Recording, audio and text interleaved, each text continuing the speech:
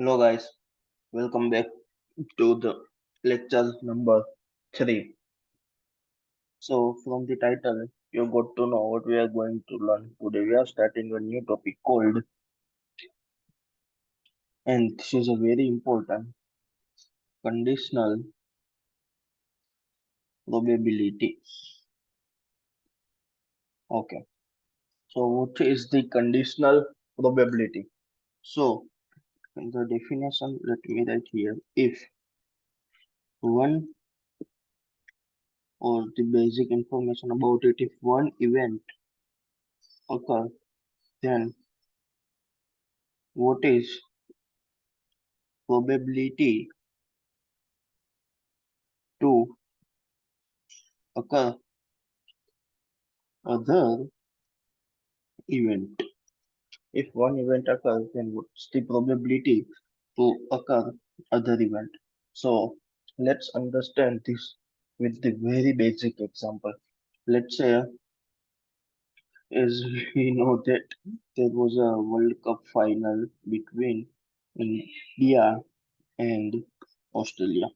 Okay, let's go in the past. Okay. So before starting of the match, we don't know who is going to win. So what's the probability before match? Before, if you are talking about before match start, so at this time, what is the probability of match win by India? So as we know that it's 1/2. Now, after the statement, we say this because this statement we say when before the match starts. Okay. Now, after the India's batting is completed, India scored for 99 runs. Now, what's the now after first inning? After first inning, is there the same thing? Means probability of winning India is same. It might possible that the chance of winning the match for India is now increasing, means it can be the greater than 1/2. So what we saw here one, if one event occurs, then what is the probability to occur other event? So based on the one event, the probability of the other event can change. So that we can define with the help of conditional probability. Okay. Now, how we can write the conditional probability. So, the conditional probability, there is a one formula which we are going to use to solve the question of any, which the question of conditional probability. So, this is the formula. What is this? This represent probability of A, given that we already occurred. Means in the India Australia match, we know that we saw what is the probability of winning India given that India scored 500 runs. Let's say India scored 500 runs. Now this is that the intersection of A and B, and this is the probability of B. Now there is a no proof for this. So for this equation or this formula, there is a no proof because it's by definition. It is defined like this only. So you can't prove this by mathematical, but yeah, you can prove it by intuitional. So there is a intuitional proof for this, but not a proper mathematical proof. Okay. Now there is one another thing. You can also write probability of A given that B is already occurred in a way number of elements in A intersection B upon number of elements in B. When you can write like this, when all outcomes are equally likely. Yeah. At that time, you can write, you can find the conditional probability P of A slash B or P of A given B. Right, like this. Okay. Now, let's prove this intuitively. Okay, we know that we don't have mathematical proof, but we can prove it intuitively. Okay. How we can prove it? Let me tell you. So let's say in a sample space we have 15 outcomes. Let me write, write 15 outcomes. Okay. In the 15 outcomes, let's say this 6 belongs to event A and this 4 belongs to event B. So sample space contains 15 outcomes, and one another thing is that every outcome is equally likely to occur. Means for this also probability is 1 by 15. For this also 1 by 15. For this also 1 by 15. Like that you can find. Okay. Now let's check for one another thing. Okay. Let me do the copy paste here. Copy and do paste. Okay. So there is a one change here. What change? This is the starting scenario. And this scenario is where B already occurred. So when B already occurred, we have to redistribute probability means everything other than B not possible. So we are just removing this because other than B, nothing, no one is possible. Okay. So here we know that we have to redistribute probability because here for 15 events, all sample space have equal likely. So the summation of all the sample space means P of E is equal to 1.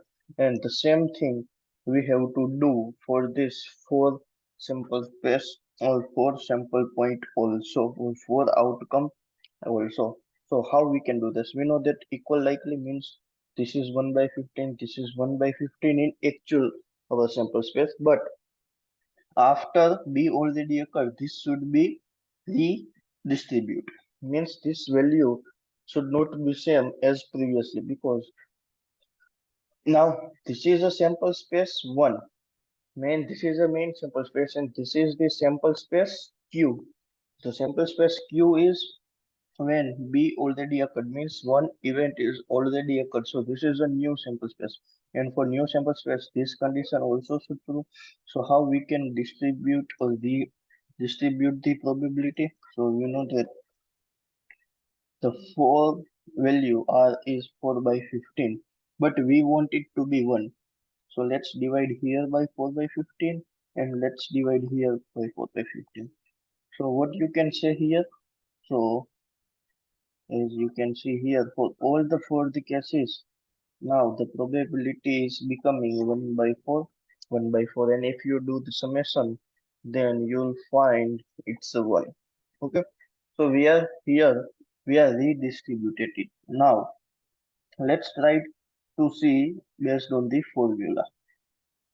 Now, let's see this. So this is 4 by 15. And what is the 4 by 15? This is P of B. As you can see from here, this come as P of B. And then this result, this is, as you can see, this is P of B. Like that, from the main sample space, we are deriving one another sample space. And for that sample space, we have to redistribute the probability. The same thing we can do with the help of what with the help of formula. Okay. If you want to find this, then also you can do it with the help of formula, and the formula is A given B, P of A intersection B upon P of B. Now let's try to do it. So this is the probability for each case. So for this 1 by 4, for this 1 by 4. Now for this here, we want to find P of A by B intuitively, A given B intuitively. So the intersection is 1 by 2.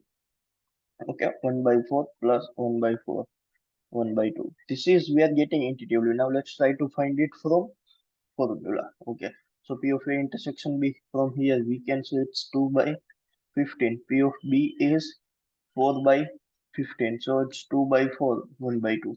Both this time you'll get the same result with the intuitively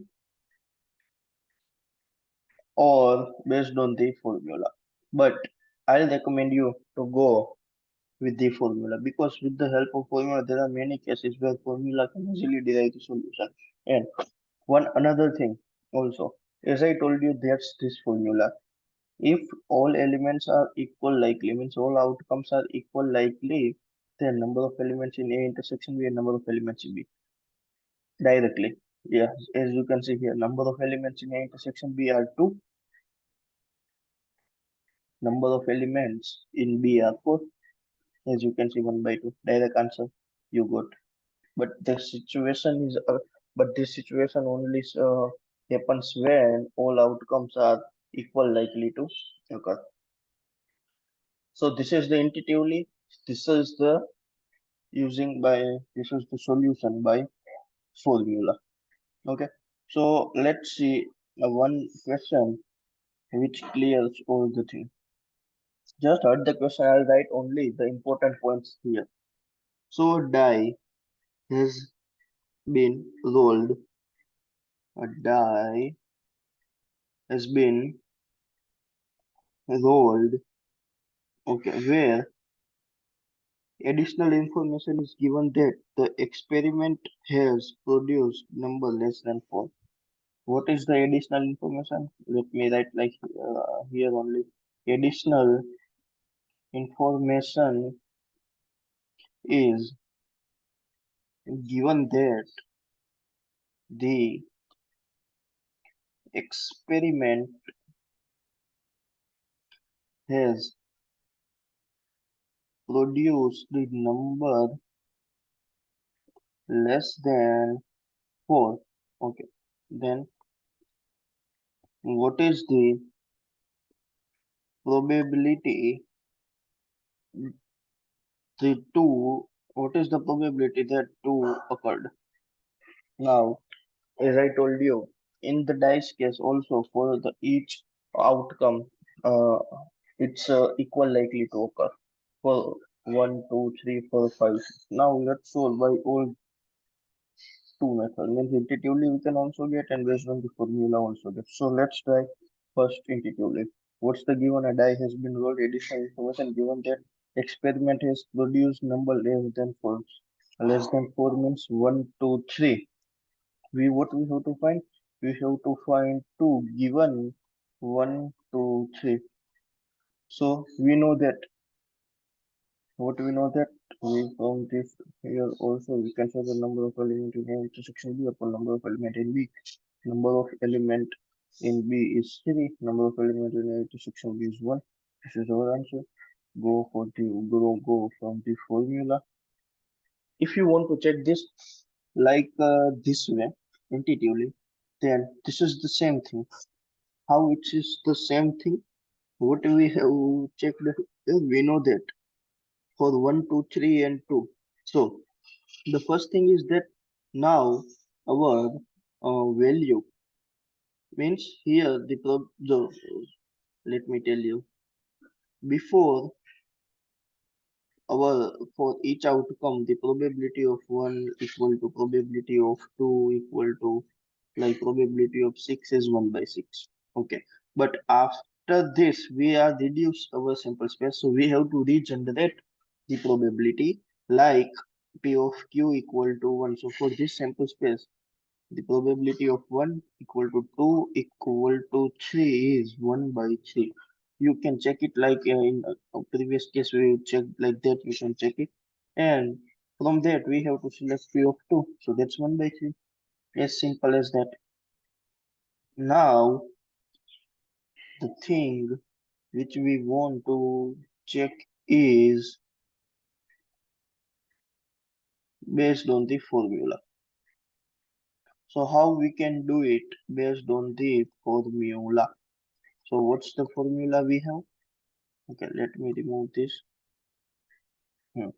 What's the formula we have? We have P of A B. P of A intersection B upon P of B.